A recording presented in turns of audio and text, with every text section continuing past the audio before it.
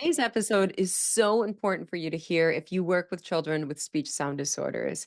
This is about changing children's lives. It's more than just improving speech clarity. Not only that, you're going to get greater gains in speech clarity when you use the approach I'm going to share with you today. Now, this approach is not your mama's therapy. If you know me, if you read my books, if you go to my workshops, if you're a member of my SIS membership, you know that we are doing the most innovative practice out there, whether it's in speech, language, literacy, AAC, autism. We are on the frontiers. We are doing cutting edge work in which we are taking the latest and greatest research, and we're talking hot off the press, like this came out this month. Let's put it to use. And we're picking the jewels from all of these areas of research, and we're eclectically putting it together to change lives. So, what I'm going to share with you today is so top shelf. It's so game changing. If you have not tried this yet, you need to try this. It's that simple. If you don't have these paragraph treatment targets that I've developed, join my SIS membership for just a month and then cancel and get the whole library of treatment targets. Try it out and see what happens on your back porch. You're really missing out if you don't. Okay, so let's dive in without further ado to this week's topic. It is that important. I'm going to give you a little bit of background. I always speak to you from my heart and my mind, and you know I'm always reading tons and tons of research. I mean, my love language is learning. I love learning and I love reading research. You should see my research articles. They're scribbled all over. They have coffee all over them. I kind of tear them to pieces, literally. And I usually just take like 1% of the article from every article that I read. And I'm like, this is the jewel in this article. I'm going to take it and we're going to integrate it into practice. You know, because I'm always giving you research that's hot off the press, I'm giving you the jewels. This is the good stuff. So I'm going to show you how those jewels come together when it comes to speech sound disorder therapy and how I want you to think totally different from what you've thought of speech sound disorder therapy and what matters.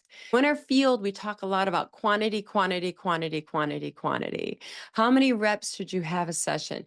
You should have between 100 to 150 reps, many of the experts say. I'm going to tell you, stop with the quantity and focus on the quality. I just want to give you a hint of where we're going today and what direction we're taking and what inspired this and what I'm sharing with you today. So one of my SIS members, Lori, emailed me and she said, I'm doing the paragraph and I'm not getting 100 reps when I do the paragraph. I mean, the paragraph takes a long time for the children to produce a paragraph. It's not like a single word where you have your little click clacker, click clacker, click clacker, and they're saying it 100 times. How can I be sure that I'm getting the same gains when the experts recommend 100 to 150 reps a session in speech sound disorder therapy? And what I'm going to tell you is I'm going to tell you it's how the brain responds for intervention is kind of like the body. And if you know me, you know that I'm also a certified yoga instructor, a certified fitness instructor. So I have an understanding of how the body responds to interventions. Okay. So, for instance, if I use 2 pound dumbbells, which I have in many of my classes I've done with students, we're going to do about 100 reps with those 2 pound dumbbells. Think about that as single words. If you're going to work on speech sound disorders at the single word level, even though speech is a continuous motor movement, I never work at the single word level. But if you're going to work at that level, you better do 100 reps. You better do 150 reps because this is a 2 pound dumbbell. Okay. Now, at the same token, if I'm using 20 or 15 pound dumbbells, I can do 10 reps and I'm going to get the same results.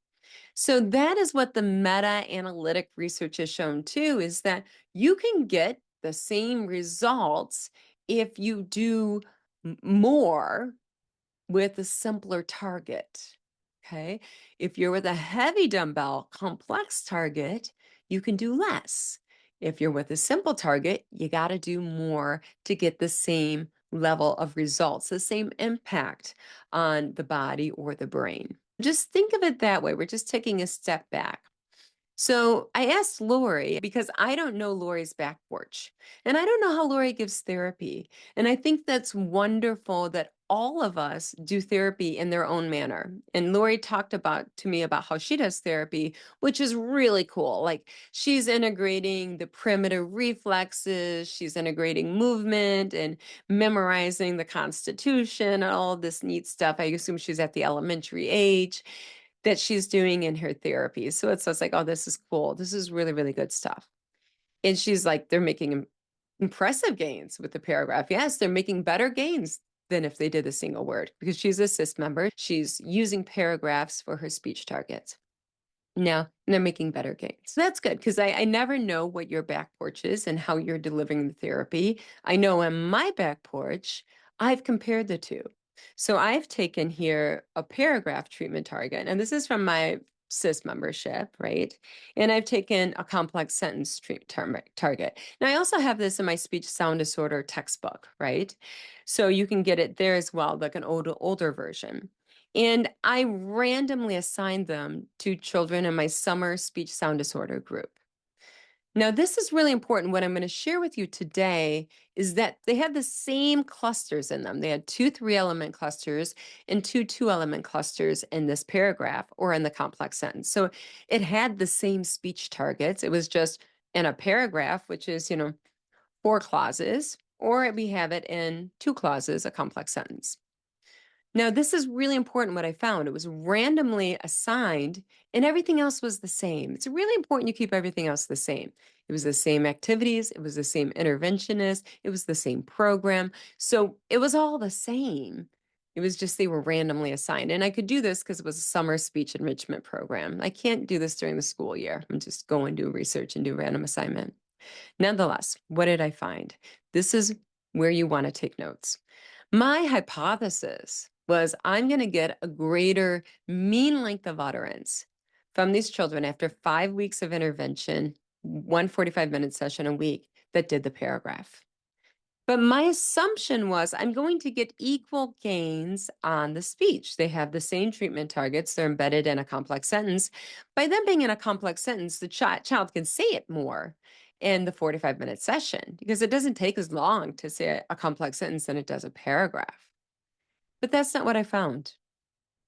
I found that not only did the children with the paragraph have statistically significant greater gains at a medium effect size. It's like, this is good gains, right? Practical, statistically significant gains in mean length of utterance. Their utterances were longer and more complex after only 5 45-minute sessions.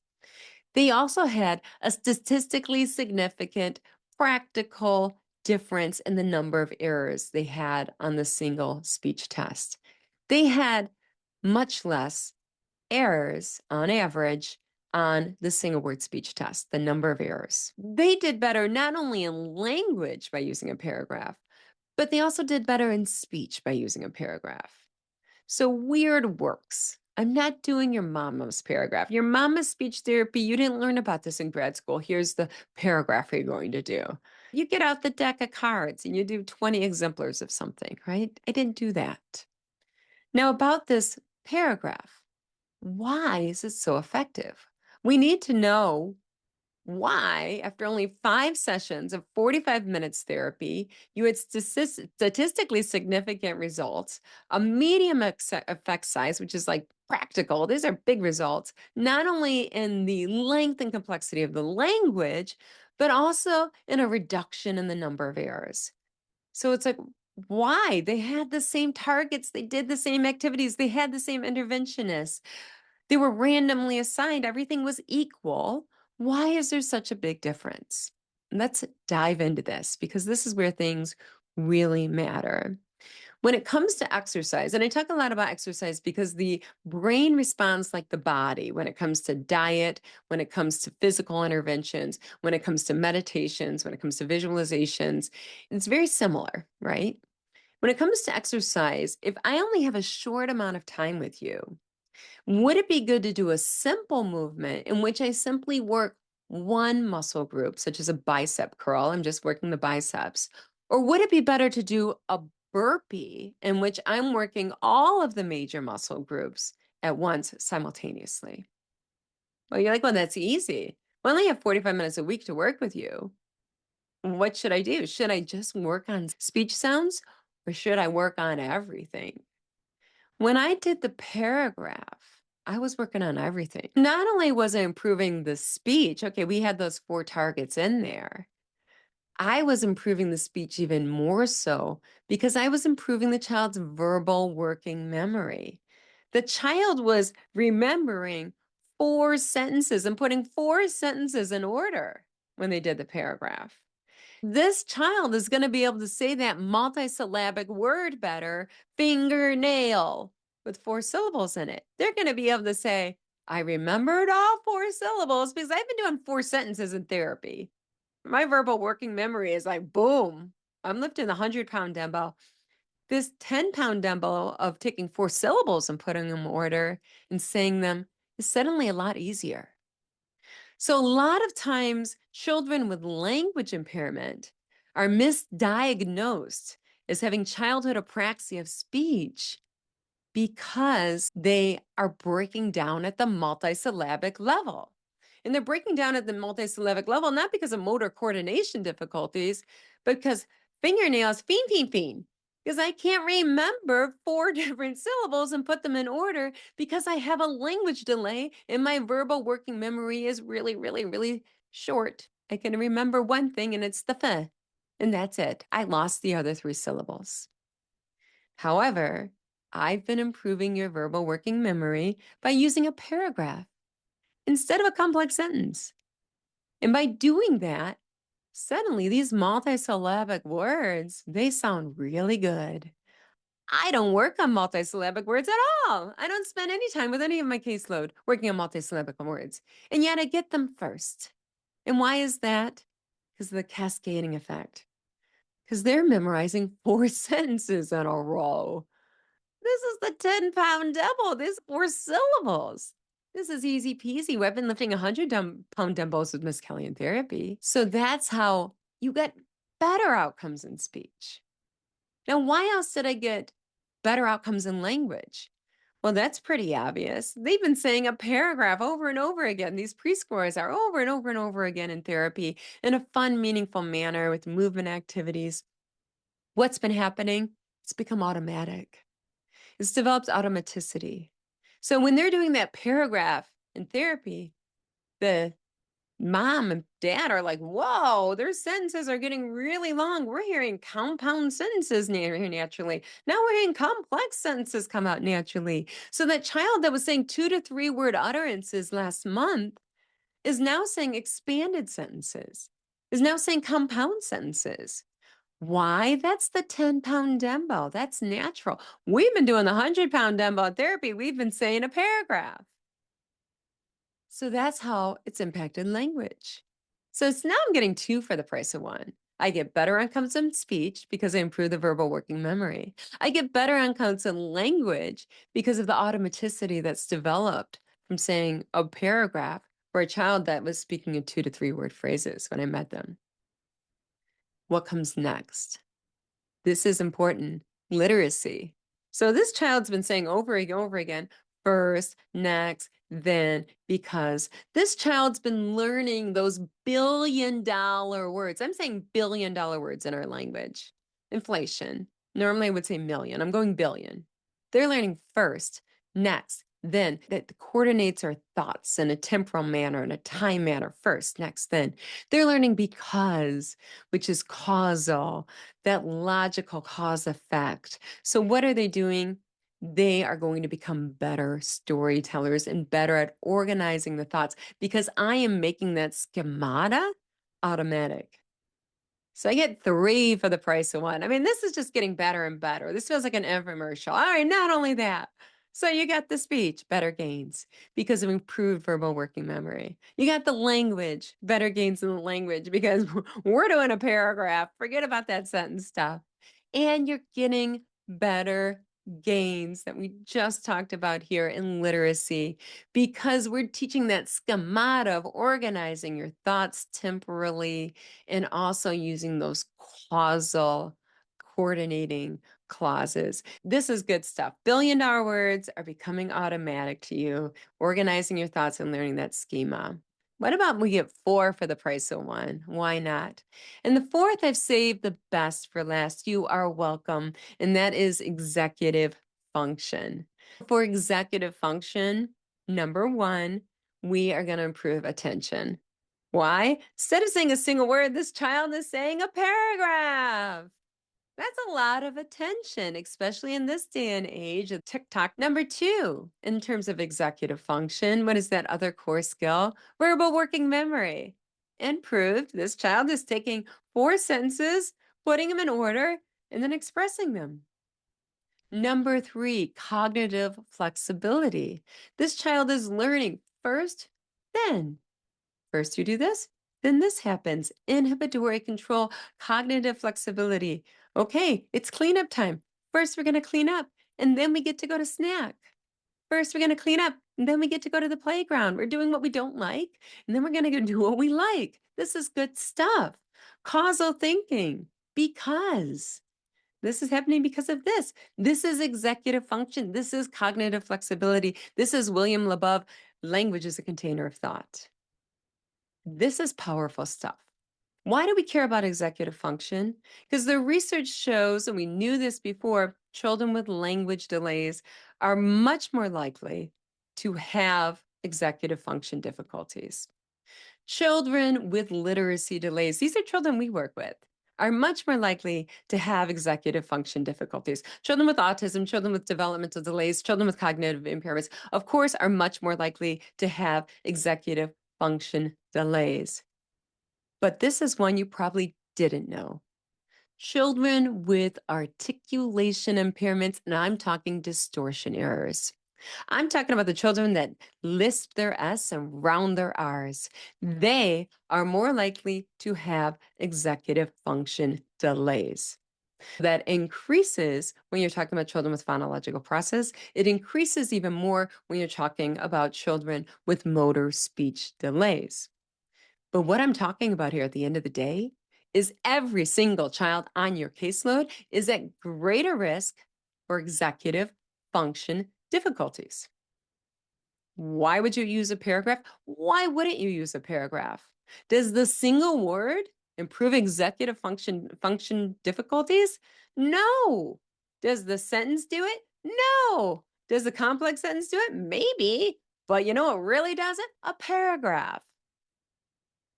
Yeah, there's a method to this madness. Thank you very much. I never spend time explaining myself because I like to spend all of my time and energy on the children I work with. And I also do with the graduate students I'm working with. They get a lot of time and energy, but I don't have time for the riffraff. But I'm spending my time today with you because I want you to not just improve someone's sound production, I want you to change their lives. I want you to say, I want 4 for the price of 1. When I'm treating speech sound disorders, I just don't want to improve speech. I want to go ahead, I want to improve the speech, I want to improve the language, I want to improve the literacy, and I want to improve their executive function too, because I'm here as an agent of change. I'm here to change lives. That's what I'm talking about. I'm not holding anything back. I'm telling you, this is how you do it. And I'm going to tell you, this has worked for me with diverse caseloads of preschoolers between the ages of 2 to 6 years that have all different types of abilities. They've all responded better when you give them challenge, because challenge creates change. But when you give them a paragraph, it's more than just challenging. It's a compound workout.